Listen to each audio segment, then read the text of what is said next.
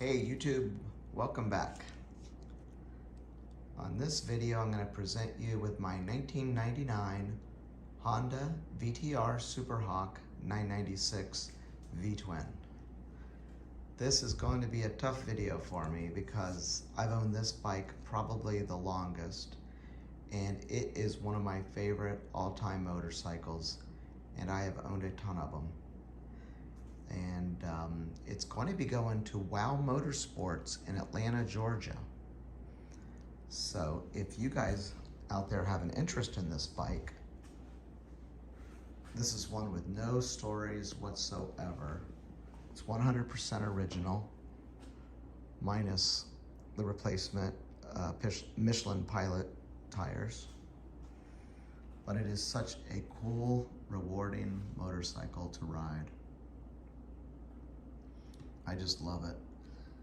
And why am I selling it? Good question. I don't know why. I'm getting to the age where I like simpler, maybe bikes, such as my little CRF 300 and my DRZ, you know, even a little Grom. And these bikes never, if you follow my channel, all of my CBRs, RC51s, they never got a lot of use. They were exercised regularly, well maintained, everything probably over maintained. Some of them got oil changes every year, even though I'd only ridden it 300 or 400 miles. But this is a bike that I just kept holding on to. I'm not the original owner, but I might as well be. I've had it that long. But the good news is it's going to Wow Motorsports, like I said, outside of Atlanta. They're a great dealership. A friend of mine owns it. I sell him all of my bikes and give him a very fair price so that he can give you a very fair price. And this is just, you know, it's a magnificent motorcycle to ride. I don't know if some of you may not know much about this bike, but it has some really cool features. You know, a lot of this I quote from Cycle World magazine.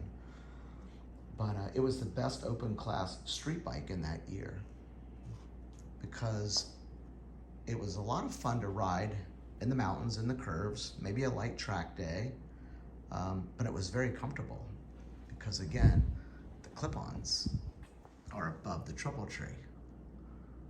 So it's very, very comfortable to ride, and who doesn't love a V-twin engine? I had them all. I had the SV650. I had the TLR, the TLS 1000 Suzuki. I had all the RC51s, the SP1, SP2. But those bikes came and gone. But there was something about this bike that I just loved about it. I loved its looks. I loved its comfort. I loved the way the engine makes its power. I love how easy it is to change the oil. I mean, look at this, right there. And then you take off this little, I think they call it a bikini fairing, and there's the oil filter. I mean, oil changes on this is, you almost do it to have fun. The original exhaust, and it puts out a nice sound. It's not, you know, exactly Honda-like quality or quietness, but it really hauls too for not being a race bike by any means. It did 11-second quarter miles at 124 miles an hour. Top end speed of 155. I can tell you to 140, it's just like a locomotive. It just gets there. And if you want to have a little fun leaving the stoplight, you know, the front end comes up very simply. You know, no clutch, just roll it on nicely. But it was made for sportier street riders, you know, not really racers. But it had some cool features, some firsts for Hondas too. The frame is a stressed the engine is a stressed member. The swing arm is bolted directly to the engine, as you can see, which was kind of cool. The connecting rods had cap screws instead of nuts, which is kind of neat. I love all the Honda trivia stuff and why they did what and blah, blah. It had 38 millimeter intake valves, the largest Honda ever put in a production motorcycle at the time. And of course, everyone knows it has the largest carburetors ever put on a production motorcycle at 48 millimeter. It's kind of a gas hog, but is it? I mean, it still gets probably in the 30s, upper 30s.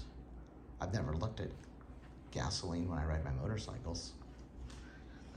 It's number 22, made for 1999.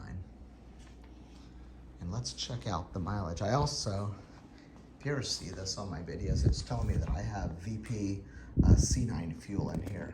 So the really good fuel that has good shelf life.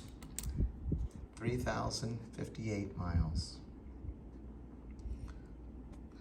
One other thing that I'm picky about, and I've shown you on other videos, especially when there's collector-ish motorcycles,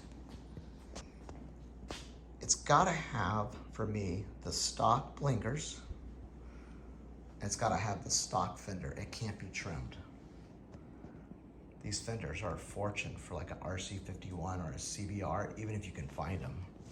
These fender assemblies, those things can go for $3,000 for like a 93, or not $3,000, $1,000 for a CBR 900, because the aftermarket doesn't make them. But for me, kind of an amateur collector, that's very important. Because what did we all do back then? We all trimmed it. We trimmed it right there before they had tidy tails, and you know, we made them look more racier. So it's quite rare to have them left untouched. But yes, so if you guys are on the lookout, this would be a great one to have. There's no stories. They have my phone number at WOW. Like I said, he's a good friend of mine, and you're more than welcome to reach out with any stories if you end up with it or questions about it. But like I said, there's no stories. It's had excellent, excellent care. It's never been beat on. It's been enjoyed.